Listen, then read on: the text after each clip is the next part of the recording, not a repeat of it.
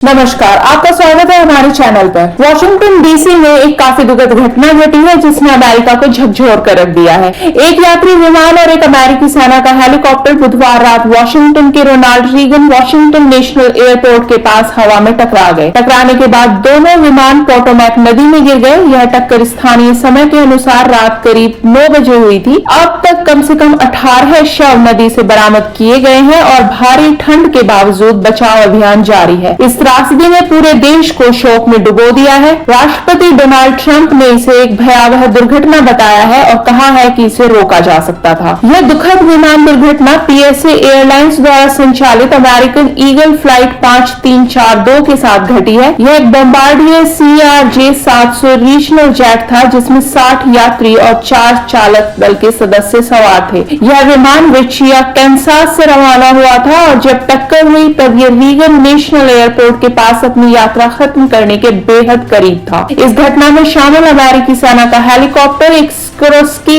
UH-60 Black Hawk था जो Virginia के फोर्ट बेलवायर से उड़ा था और 3 सैनिकों के साथ एक ट्रेनिंग मिशन पर था। फेडरल एविएशन एडमिनिस्ट्रेशन के अनुसार दोनों विमान हवा में टकरा गए जिससे यात्री विमान तो 2 हिस्सों में टूट गया और हेलीकॉप्टर पलट गया और इसके बाद दोनों ही विमान पोटोमैक नदी में गिर गए। गवाहों ने घटना स्थल को बेहद भयानक बताया है और गवाहों ने कहा प्रत्यक्षदर्शियों ने घटना स्थल को बहुत भयानक बताया है और प्रत्यक्षदर्शियों के अनुसार विमान के पीछे चिंगारियां भी दिखाई दी थी। हादसे के तुरंत बाद आपातकालीन कार्यकर्ता, पुलिस, फायर फाइटिंग टीम्स और डाइविंग टीमें घटना स्थल पर पहुंची। बचाव नौकाएं पोटोमैक नदी में भेजी गई हैं और हेलीकॉप्टर आसमान में उड़ते हुए पीड़ित लोगों को ढूंढ रहे थे। हालांकि स्थिति काफी गंभीर है। ताजा रिपोर्टों के अनुसार 18 शव बरामद किए गए हैं और किसी भी जीवित आदमी को अभी तक नहीं ढूंढ पाया गया है। ठंडे पानी और बेहद कठिन परिस्थितियों ने बचाव कार्य को भी बेहद कठिन बना दिया है। मैरीलैंड के गवर्नर वेस मूर ने बचाव प्रयासों में सहायता के लिए गोताखोर भेजे हैं।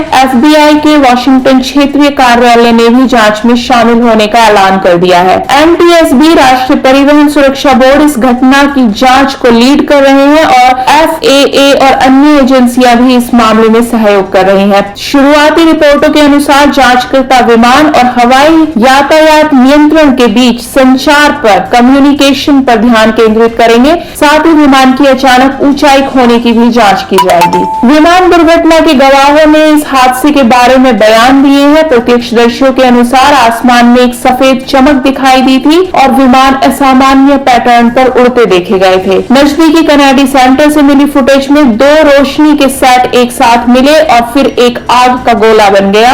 इससे यह पुष्टि हो गई कि यह हवा में टक्कर हुई थी। यह फुटेज जांचकर्ताओं के लिए एक महत्वपूर्ण एविडेंस बन गई है क्योंकि वे उड़ान के अंतिम क्षणों को फिर से रिलोकेट करने की कोशिश कर रहे थे। राष्ट्रपति डोनाल्ड ट्रंप को घटना की सूचना दी गई और उन्होंने एक बयान में अपनी संवेदनाएं व्यक्त की हैं। भगवान उनकी आत्माओं को शांति दे, उन्होंने संदेश दिया है और साथ ही वे लोग जिन्होंने सबसे पहले मौके पर पहुंचकर राहत और बचाव कार्य में सहयोग दिया, उनके लिए भी डोनाल्ड ट्रंप ने उनके अद्भुत कार्य के लिए उनकी प्रशंसा की है। वाइस प्रेसिडेंट JD वेंस ने सोशल मीडिया पर इस त्रासदी के लिए लोगों से प्रार्थना करने की अपील की है। रक्षा सचिव पीट हेगसेट ने इस घटना को दुखद बताया है और उन्होंने यह पुष्टि की है कि रक्षा विभाग इस घटना पर करीबी से नजर रख रहा है। अमेरिकी एयरलाइंस के CEO रॉबर्ट आइसन ने अपना गहरा शोक व्यक्त किया है और उन्होंने यह घोषणा की है कि वे वॉशिंगटन DC के लिए रवाना हो रहे हैं ताकि जो प्रयास इस वक्त बचाव के चल रहे हैं उसमें सहायता कर सकें। एयरलाइंस ने परिवारों के लिए एक टोल फ्री नंबर भी दिया है जहां ये पता लगाने के लिए कॉल कर सकते हैं कि क्या उनके परिवार वाले उसी विमान में सवार थे। इस टक्कर ने परिवारों और प्रियजनों को गहरे शोक में डुबो दिया है और वे उम्मीद कर रहे हैं कि उनके प्रियजन जीवित बच जाएंगे। बचाव अभियान जारी है और सवाल उठ रहे हैं कि यह टक्कर कैसे हो गई। राष्ट्रपति ट्रंप ने तो सोशल मीडिया पर अपना आश्चर्य भी व्यक्त किया है और उन्होंने यह सवाल भी उठाया है कि हेलीकॉप्टर ने अपना रास्ता क्यों नहीं बदला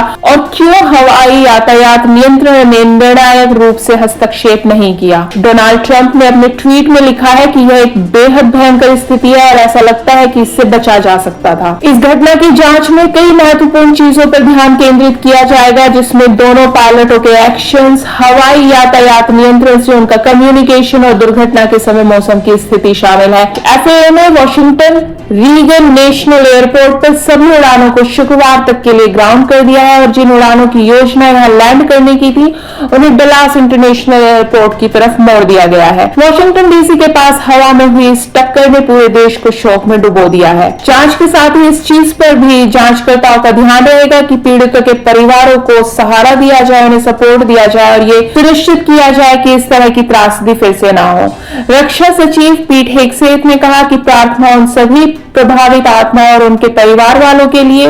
वॉशिंगटन DC में हुई इस दुखद घटना पर फिलहाल के लिए यही अपडेट्स हैं। बाकी की खबरों के लिए जुड़े रहिए हमारे साथ।